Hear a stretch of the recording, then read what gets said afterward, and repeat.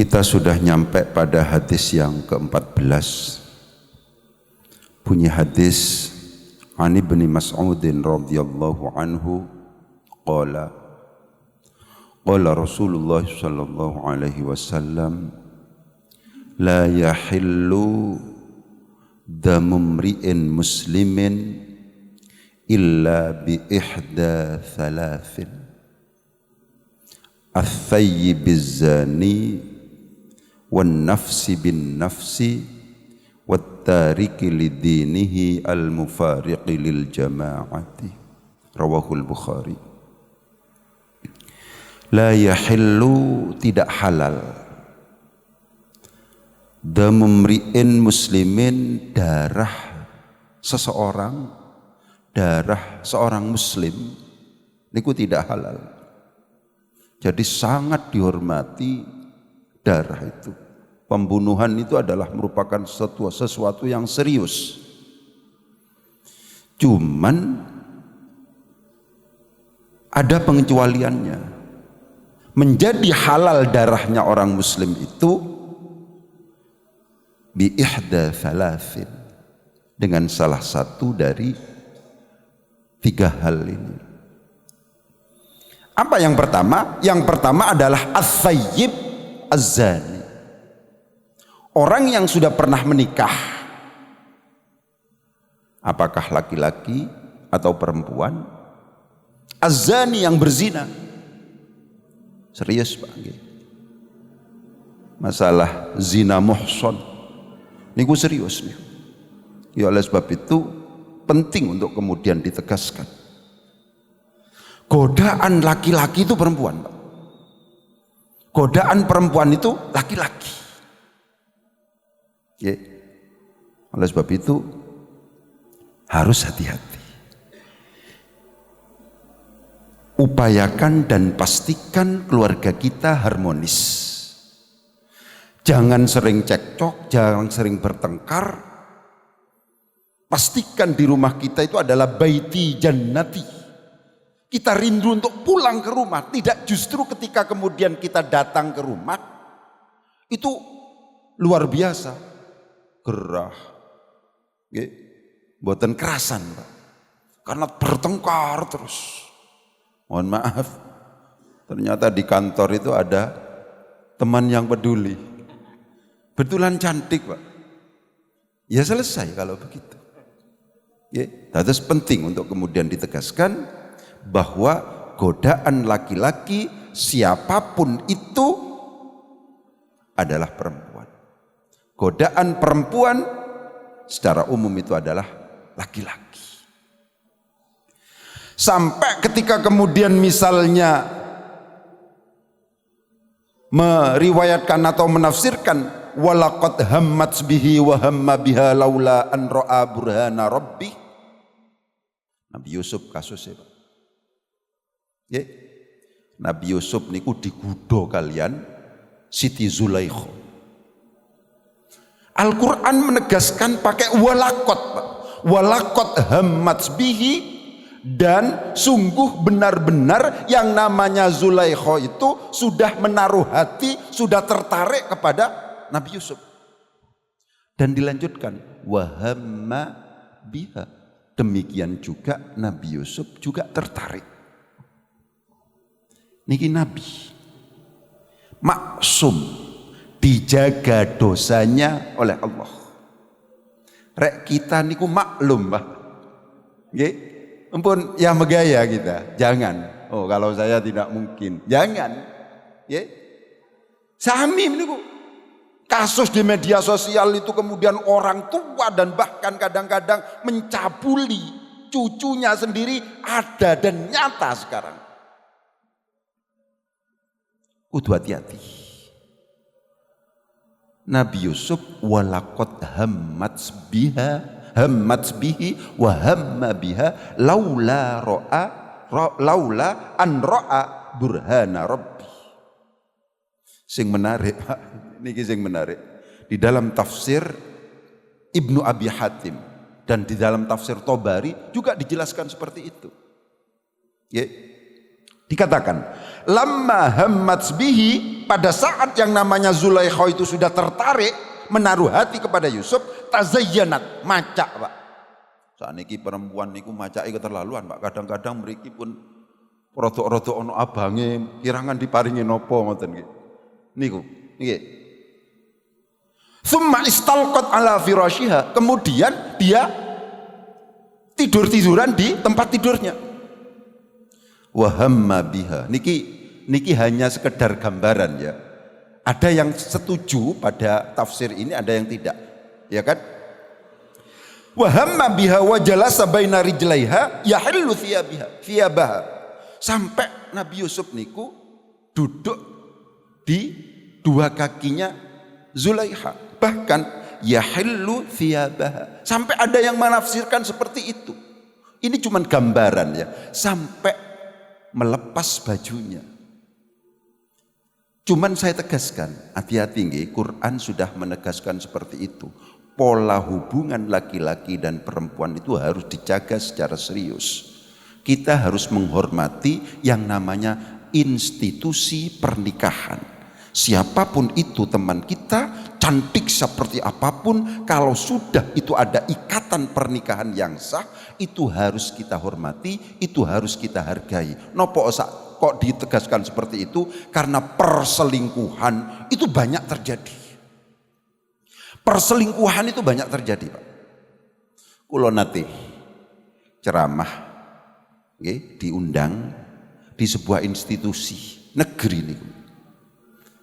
Saderenge ngisi di BCI kali ketuai, nggih, mboten usah saya sebutkan, di Jember. Pak, tolong mengke diungkap atau dijelaskan hukumnya selingkuh. Napa sebabnya? Karena teng mriki kathah antar teman di kantor itu yang selingkuh. Itu seperti itu. Oleh karena demikian, di tingkat Nabi ada yang menafsiri seperti itu. Meskipun karena Nabi itu maksum, akhirnya tidak terjadi yang namanya perzinahan itu. Kalau kita tidak ada jaminan bahwa kita itu adalah maksum, nggak dijamin kita memang. Karena demikian potensi untuk kemudian berbuat kemaksiatan, berbuat zina dan seterusnya, niku sampun terbuka. Kalau seandainya syahwat kita memuncak, mohon maaf. Kalau seandainya kemudian laki-laki wanita itu kemudian syahwatnya itu sudah memuncak, akal niki hilang Pak. Bahwa dia punya istri, bahwa dia punya anak, bahwa dia punya dan seterusnya niku hilang. Sing wonten bagaimana melampiaskan nafsu syahwatnya. Oleh sebab itu hati-hati. Di dalam sebuah penjelasan dikatakan an-nadhratu sahmun min sihami iblis. Pandangan itu adalah anak panah yang dilesatkan oleh iblis, masmumun, yang itu adalah beracun. Oleh sebab itu pandangan harus yaghdudnya, kalau bisa jangan liar Pak. Pandangan itu kalau bisa jangan liar, diupayakan. Napa sebabnya? Karena pun wonten korban.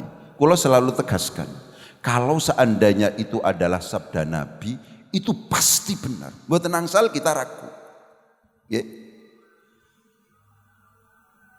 Kula teng griya enggak ada pondok, Pak. Pondok ini ku putri.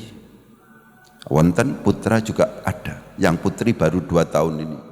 Jumlah santrinya itu sekitar 80-an lebih sedikit, tidak sampai 90. Niku. Napa kebijakan untuk kemudian sat adzari'ah, menutup peluang agar kita tidak terperosok yang lebih? Kula mengatakan, arek wedok, rek sedang taklim, rek sedang belajar, harus ditutupi masker atau pakai cadar. Pada waktu belajar. Kenapa? Karena kita itu kepingin memuliakan, karena kita harus memposisikan diri sebagai guru. Kulo juga ngajar di UIN, Pak. Ya, kulo nggih menerapkan ngoten, karena kulo laki-laki. tolong yang perempuan ketika saya ngajar itu pakai masker untuk memuliakan, karena saya bisa membedakan ini cantik, ini tidak cantik. Kadang-kadang rek tepak ngajar, rek ngerti sing ayu, sing gak sing gak maskeran niku tola-tole rek umpamane gak masuk niku. Endi sing ayu iki? Gitu. Niku manusiawi, Pak. Sehingga saya kepingin memuliakan, saya kepingin memposisikan diri sebagai seorang bapak yang sedang mengajari anaknya. Saya menghormati, Mbak. Tolong maskeran. Karena saya laki-laki normal. Laki-laki normal niku nggih ngertos niki ayu, niki mboten ayu. Nggih. Rek umpamane kemudian kita nguwasi, kok kemudian diwasi dipandeng, kok ono respon, nah itu biasanya dilanjutkan sampai WA, Pak. Nggih, itu kemudian harus kita upayakan, itu namanya sat adzari'ah. Jaga pandangan.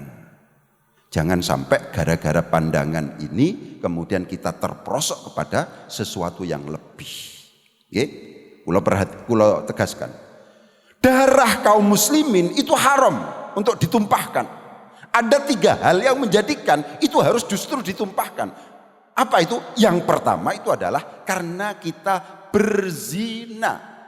Yang dimaksud di sini adalah zina muhson. Zina muhson itu apa? Zina muhson itu adalah perzinahan yang dilakukan oleh seseorang yang pernah melakukan pernikahan yang sah. Meskipun setelah itu cerai, meskipun setelah itu adalah janda, meskipun setelah itu adalah duda. Kita niki kok kemudian berzina? Nggih, selesai. Nopo rajam niku, Pak?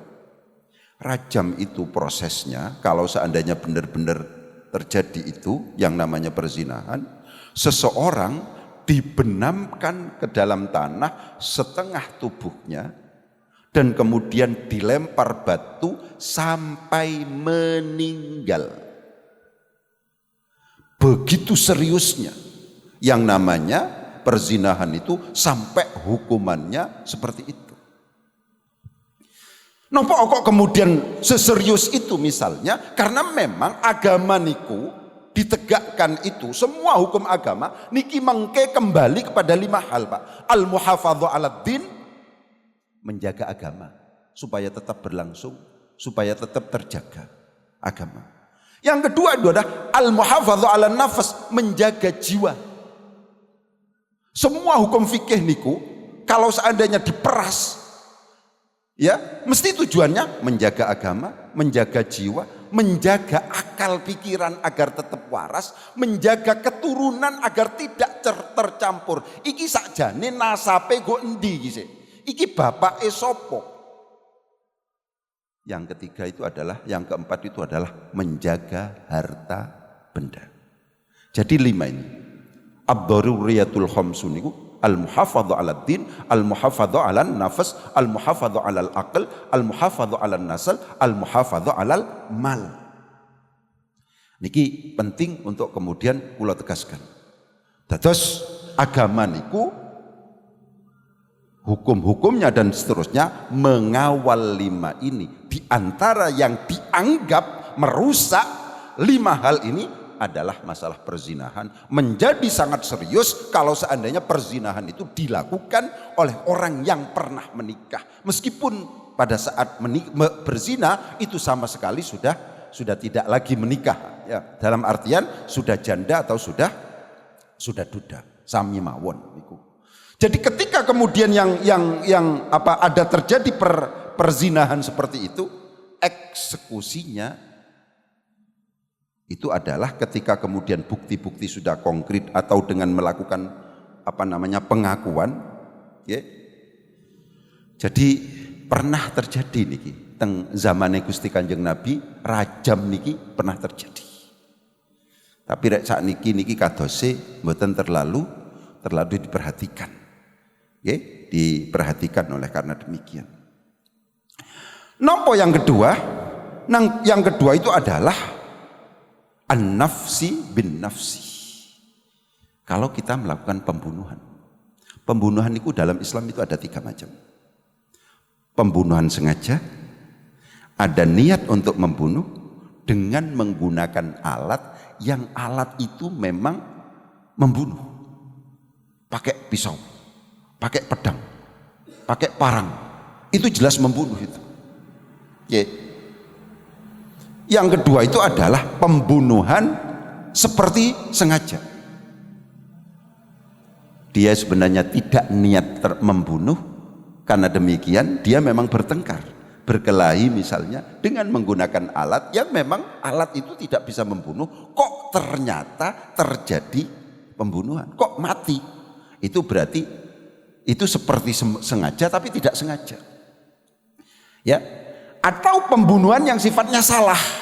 Niki di dalam Islam ada hukum-hukum tersendiri. Kalau seandainya sudah nyata-nyata yang namanya pembunuhan itu dilakukan secara sengaja, maka tidak ada kata lain di dalam Islam kecuali hukumnya itu adalah kisos. Apa kisos itu? Hukumannya adalah sesuai dengan perbuatannya, membunuh, dibunuh. Pokoknya wis nyata-nyata dia itu membunuh, ya dibunuh wis, gak ada. Kecuali ada pemaafan dari ahli warisnya. Ini saged digugurkan. Cuman kompensasinya akhirnya harus bayar diat. Napa diate? Diate niku adalah 100 onta.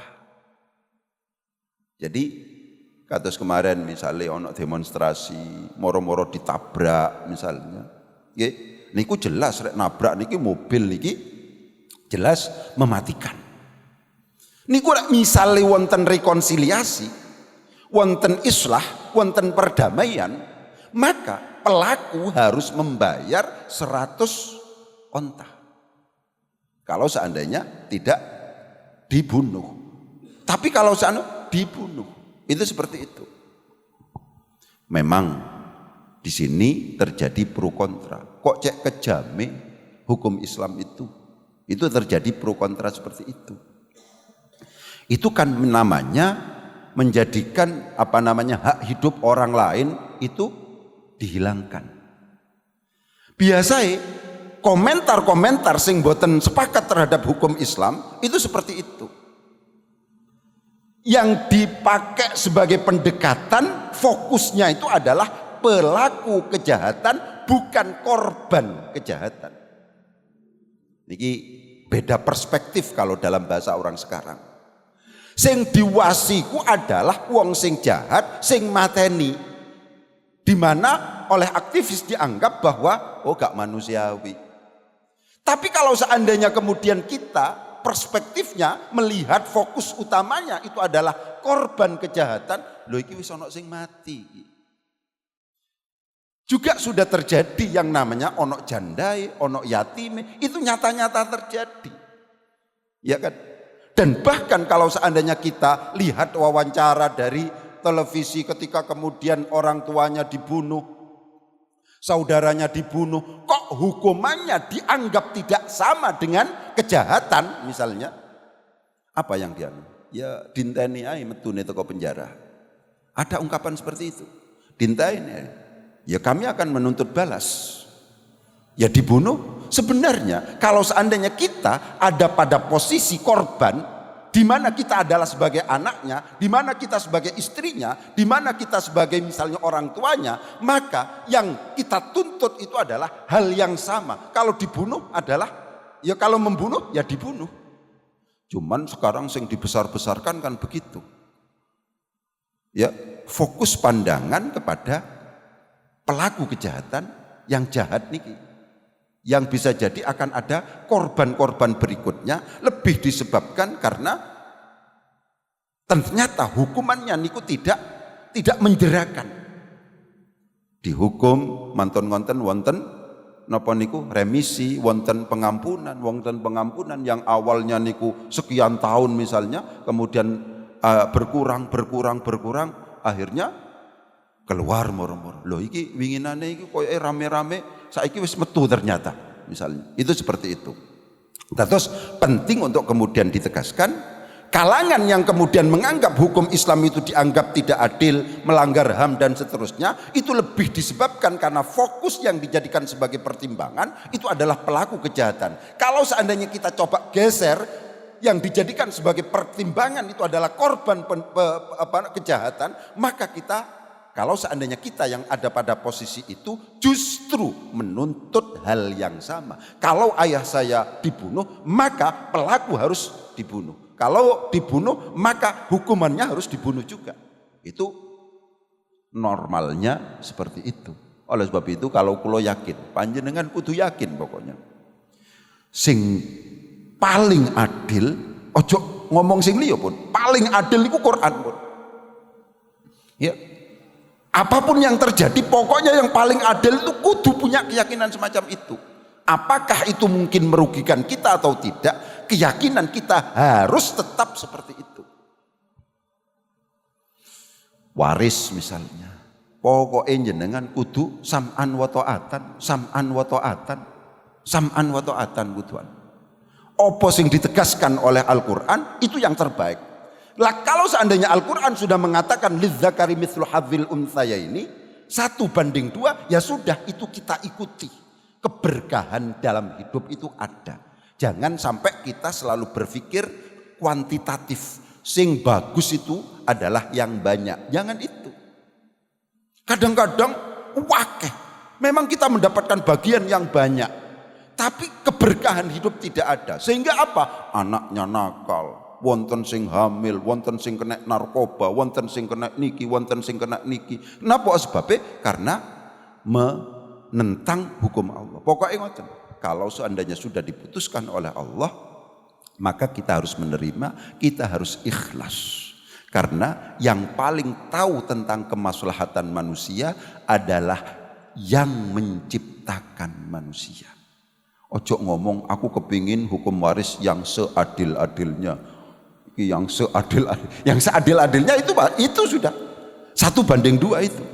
Ya, kalau seandainya ada keberkahan, memang kita dapat separuh. Tapi kemudian kita jadikan sebagai modal, ternyata berkembang dan bahkan bisa nyalip, bisa mengalahkan yang mendapatkan bagian utuh atau bagian 2 dan seterusnya. Ini penting untuk kita renungkan. Ojo sampai kemudian Al-Quran ditolak. Oke? Itu seperti itu. Jadi perspektifnya itu adalah jangan sampai kita merasa bahwa hukum yang ditetapkan oleh Allah itu tidak adil. Ya, jangan sampai kita ikut-ikutan seperti itu. Kelompok yang mengatakan bahwa hukum bunuh, kisos itu, hukum mati itu adalah dianggap bertentangan dengan HAM karena yang dijadikan sebagai fokus pertimbangan itu adalah pelaku kejahatan, bukan korban kejahatan. Kalau kita ada pada pihak korban kejahatan, maka kita akan menuntut hal yang sama.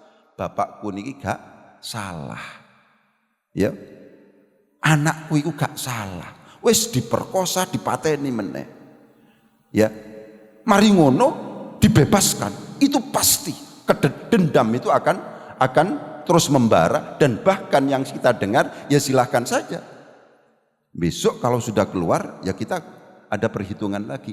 Ada ungkapan seperti itu ketika kemudian keluarga korban itu diwawancarai.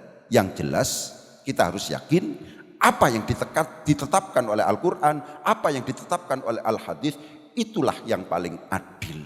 Jangan sampai merasa yang sebaliknya. Itu seperti itu. Kemudian yang terakhir itu adalah tentang niki sing saknikian nggih, daf'us soil. Ya napa Ustaz? Kalau seandainya kita terpaksa membunuh. Terpaksa membunuh. Tapi dalam rangka mempertahankan hak kita. Apakah mempertahankan kehormatan kita? Istri mau diperkosa nih Ustaz. Kami mau diperkosa. Kami bisanya hanya membunuh, menusuk. Ya, barang saya mau dirampas ini Ustaz. Niku seperti itu. Kemudian pokoknya saya terancam, harta saya terancam, jiwa saya terancam, kehormatan saya terancam. Di dalam Islam, meskipun kemarin niku rame-rame, kan lucu kemarin niku kejadiannya. Ada orang dijamret dengan pakai kekerasan, diancam dengan menggunakan pisau dan seterusnya, senjata tajam. Kemudian dia ngomong jamret, tulung, kemudian suaminya mendengarlah, intinya begitu, diuber, dipepet, akhirnya jamretnya niku akhirnya mati kabeh. Ternyata yang dijadikan sebagai tersangka adalah sing mencoba untuk mempertahankan hartanya itu. Kalau dalam bab fikih itu namanya masuk dalam kategori daf'us so'il, bertahan atau mempertahankan diri dari orang yang menzalimi kita. Kalau seandainya terpaksa harus membunuh, kalau dalam hukum Islam niku mboten napa-napa, mboten dosa, mboten termasuk dalam kategori orang yang harus dibunuh karena membunuh orang. Apa sebabnya? Napa sebabnya? Karena sedang mempertahankan jiwa kita, mempertahankan kehormatan kita, sedang mempertahankan harta kita. Oke. Niku ada rekomendasi seperti itu, sampai dikatakan ya, di dalam sebuah hadis itu dikatakan, ya Rasulullah, ara'aita in jaa rajulun yuridu akhdha mali, bagaimana pandangan panjenengan Gusti Kanjeng Nabi, in jaa rajulun, apabila datang seorang laki-laki yuridu akhdha mali, yang menghendaki untuk mengambil harta saya, ya fala tu'tihi, ojo dikekno hartane sampean, ojo dikekno. Qala ara'aita in qatalani, kalau seandainya dia menyerang saya, ya qatilhu, ya serangan pisan. Ara'aita in qatalani, kalau seandainya dia itu kemudian mampu membunuh saya, bagaimana dalam perkelahian itu? Fa anta syahidun, sampean syahid. Itu sampai begitu. Rek sampean itu kok kemudian berkelahi dan kemudian sampean meninggal, itu syahid sampean. Itu begitu. Ya. Qala ara'aita in qataltu, bagaimana kalau seandainya saya itu membunuh dia? Huwa finnar. Kalau dia yang mati bukan syahid, dia itu adalah di neraka. Jadi di dalam hukum Islam itu jelas, daf'us so'il itu masyru'. Kalau seandainya kita sedang terancam, kehormatan kita terancam, harta kita terancam, jiwa kita terancam, itu kita berhak untuk membela diri. Dan kalau seandainya pada saat membela diri kita harus membunuh orang yang mengancam kita itu, maka itu dianggap tidak apa-apa. Tidak harus kemudian dikisos, tidak harus kemudian ditersangkakan. Seperti yang kemarin terjadi di Indonesia, yang kemudian dibully se-Indonesia, yang kemudian akhirnya DPR turun tangan dan seterusnya. Polisi salah menerapkan pasal, sehingga sampai kemudian Kapolresnya dipecat dan seterusnya. Kemarin terjadi di Yogyakarta itu. Di Islam itu sejak awal begitu. Ya, karena memang kalau seandainya sedang mempertahankan diri, maka kemudian terjadi pembunuhan, itu tidak dianggap sebagai sebuah bentuk kejahatan. Itu. Yang selanjutnya adalah yang ketiga, at-tariku lidinihi al-mufariku lil jamaati. Orang yang meninggalkan agama, orang murtad nih. Oke? Oleh sebab itu penting. Murtad itu bisa jadi keyakinan, Pak. Murtad itu bisa jadi ucapan. Murtad itu bisa jadi perbuatan. Ya. Segala sesuatu yang jelas-jelas sudah mujma'alaih, disepakati oleh para ulama bahwa itu wajib, kemudian kita mengatakan ini tidak wajib. Misalnya seperti itu. Itu sudah sejak awal itu disepakati oleh para ulama. Kan wonten kadang-kadang aliran-aliran tertentu, aliran-aliran yang disebut sebagai hakikat, Islam hakikat, itu sholat itu tidak penting. Ya, poso itu mboten penting.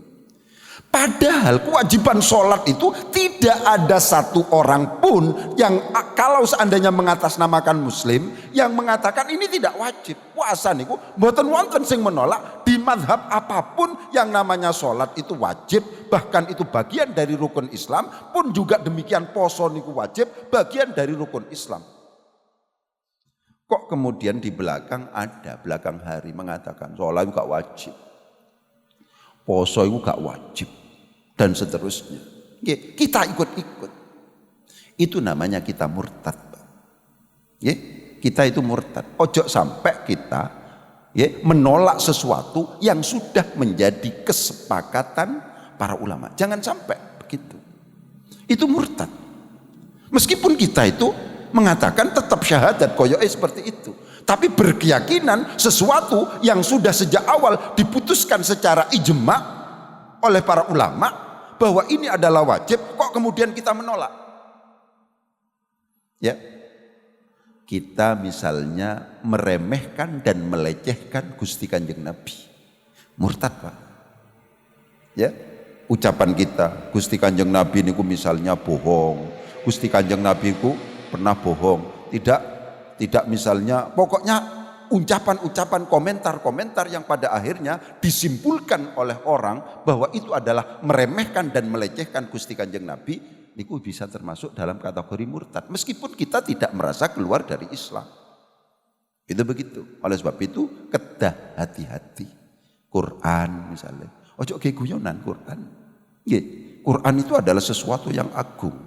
Oleh sebab itu ojo sampai guyonan. Tadi guyonan. Nggih. Kok ana wong buka Al-Qur'an teng sampah misalnya, niku dianggap istighfaf, meremehkan, merendahkan. Itu termasuk dalam kategori yang menurut para ulama itu adalah termasuk dalam kategori yang bisa menjadikan kita keluar dari Islam. Oleh sebab itu kalau seandainya ada Quran yang kemudian misalnya suwean macam-macam itu nggih dibong, dimuliakan, ojo sampai ini kemudian dibuang teng tempat sampah dan seterusnya. Apalagi sekarang kan banyak juga misalnya ada kejadian-kejadian di mana bungkus apa macam-macam itu ternyata ada Al-Qur'annya, ini ada Al-Qur'annya. Quran itu harus dihormati, jangan sampai kemudian diremehkan, jangan sampai kemudian dilecehkan. Kadang-kadang kita tidak sadar, ini tidak sampai gitu ya, tidak sampai tujuan kita meremehkan. Kadang-kadang misalnya kalau di pondok pesantren itu Pak, itu aturan untuk kemudian meletakkan misalnya tumpuan kitab, itu ada aturannya. Yang penting itu Quran murni harus di atas. Ojo sampai Quran ditumpangi, apalagi pelajaran-pelajaran umum atau buku-buku umum. Quran itu harus paling atas. Di bawahnya adalah hadis. Di bawahnya itu adalah buku-buku ingkang lain yang bukan Quran, bukan hadis. Misalnya fikih, misalnya bab apa dan seterusnya. Kadang-kadang kita niku tidak sadar. Oleh sebab itu kadang-kadang ngeten Pak. Orang itu kalau di pondok itu futuh. Otaknya bisa terbuka, bisa faham, bisa baca kitab dan seterusnya itu tergantung pada adab kita. Ya, tergantung takzim kita kepada ilmu. Salah satu takzim kita kepada ilmu itu kalau seandainya kita memperlakukan kitab kita, ya, itu sesuai dengan petunjuk-petunjuk para ulama. Ojo sampai kita meletakkan kopiah begini. Jangan sampai. Ini sudah mboten beradab nih. Meskipun ini banyak, kalau saya melihat masuk rumah misalnya, kadang-kadang yang namanya Quran, yang namanya buku, yang namanya kitab itu di atasnya ada songkoknya misalnya. Atau diberi pulpen atau diberi yang lain dan seterusnya. Itu salah satu kalau dalam konteks misalnya taklimul muta'allim itu yang menjadi kendala. Kenapa kok kemudian orang itu kok sulit untuk kemudian faham, kok sulit untuk mampu menguasai materi dan seterusnya. Di antaranya adalah itu. Ya, jadi kalau seandainya kemudian kita itu keluar dari Islam, meskipun di sini ada catatan al-mufariq lil jamaati, yang bisa memecah belah jamaah. Jadi yang ketiga niki murtad tidak secara umum. Ya, jadi kalaupun misalnya orang keluar dari Islam itu tidak langsung dihukumi bunuh, akan tetapi harus ada unsur al-mufariq lil jamaati, pada akhirnya bisa memecah belah umat Islam, itu baru ada eksekusi pembunuhan itu. Itu seperti itu. Maksudnya seperti apa? Kalau seandainya keluarnya dia sambil gembar-gembor misalnya, sambil mengatakan misalnya kan ada Islam itu ini kelemahannya, ini kelemahannya, ini kelemahannya dan seterusnya, sambil gembar-gembor seperti itu, tidak hanya melakukan perbuatan, maka kalau seandainya misalnya dalam sebuah negara itu adalah merupakan hukum Islam yang diterapkan, maka memungkinkan untuk dilakukan eksekusi ini.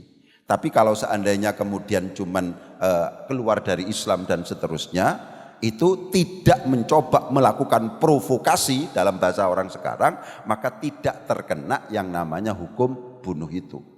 Memang ada yang memutlakkan, ada yang tidak.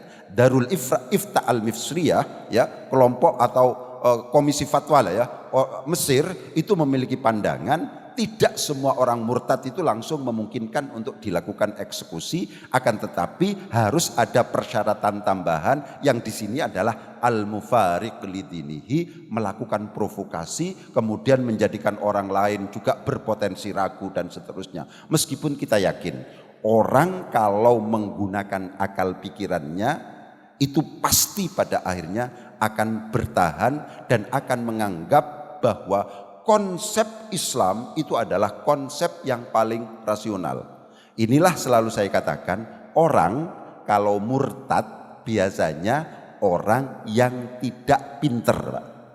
Kalau orang ahli itu justru mu'allaf yang banyak. Ilmuwan ini menemukan ini akhirnya masuk Islam. Ilmuwan ini menemukan ini akhirnya masuk Islam. Orang-orang pinter yang menggunakan akal pikirannya itu pada akhirnya bisa mu'allaf, bisa masuk Islam. Tapi biasanya kalau murtad itu lebih disebabkan karena kelaparan misalnya, karena perut, atau karena apa namanya pernikahan. Dia itu kemudian menikah dengan orang yang non muslim dan seterusnya, akhirnya apa namanya keluar dari Islam. Bukan karena menggunakan akal pikirannya, bukan menggunakan apa yang kemudian dipahami tentang ilmu dan seterusnya itu, akhirnya kajian-kajian dan seterusnya akhirnya menyimpulkan bahwa Islam punya banyak kelemahan. Tidak karena itu. Kalau menggunakan akal pikirannya, justru pada akhirnya orang itu akan mantap pada keislamannya.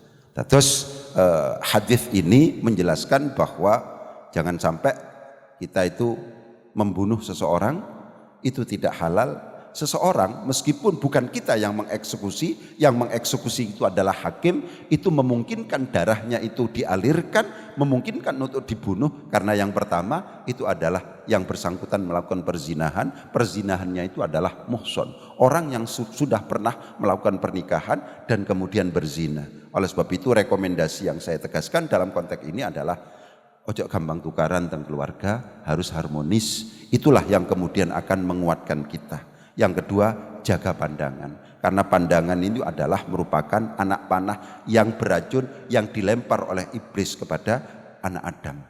Kadang-kadang gara-gara pandangan dan seterusnya kita itu lupa bahwa kita itu sudah menjadi kakek, sudah menjadi suami, sudah menjadi bapak. Itu lupa, akhirnya terjadilah kemudian yang namanya perselingkuhan, kemudian dan seterusnya. Yang kedua itu adalah pembunuhan. Tapi pembunuhan yang dimaksud di sini adalah pembunuhan sengaja. Kalau pembunuhan yang tidak sengaja itu tidak dikenakan hukum qisas. Itu seperti itu. Dan yang terakhir itu adalah murtad yang pada akhirnya melakukan provokasi yang itu mengancam jamaah umat Islam. Itu seperti itu mungkin ngoten nggih yang bisa kula sampaikan. Kalau seandainya ada hal-hal yang perlu dikonfirmasi, dipersilahkan.